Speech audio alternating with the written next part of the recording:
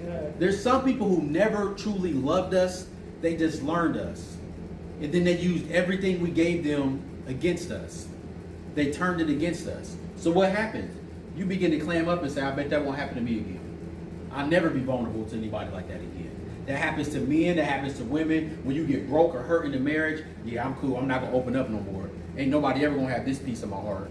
I'm going to only let this person in so much. Or even in church or ministry. When we get hurt, when we get broken, we begin to put up guards. Yeah. God is saying, listen, some people never loved you. They just learned you, and then they hurt you. Yeah. They broke you. They pushed you to the curb. They did certain things. But God is like, listen, understand that I'm here to redeem. Understand that sometimes I allowed that and other times I didn't. But you got to realize there's strength in those lessons. But what is he saying? Be careful who you let in. Point number 4. You can lose sight before you lose strength.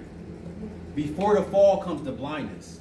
God began to show me in this story of Samson, it wasn't that he lost his strength all at once. He lost his sight before he lost his strength. He took his eyes off of God.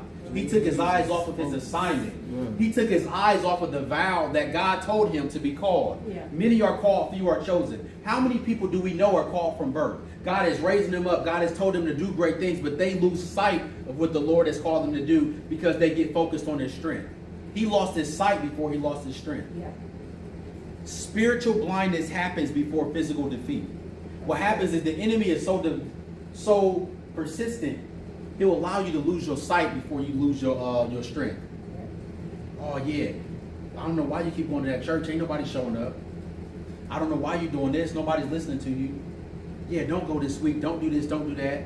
He will speak until you begin to lose focus of what God told you to do. If God has called you to do something, you got to be laser focused on that thing even when you don't feel like it.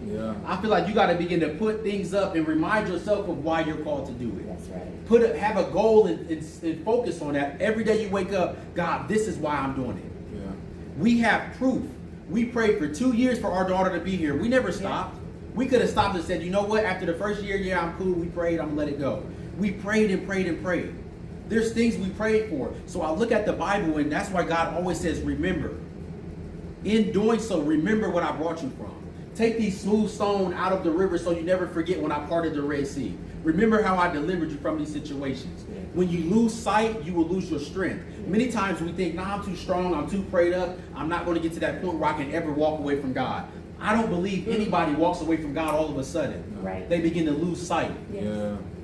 Little by little by little.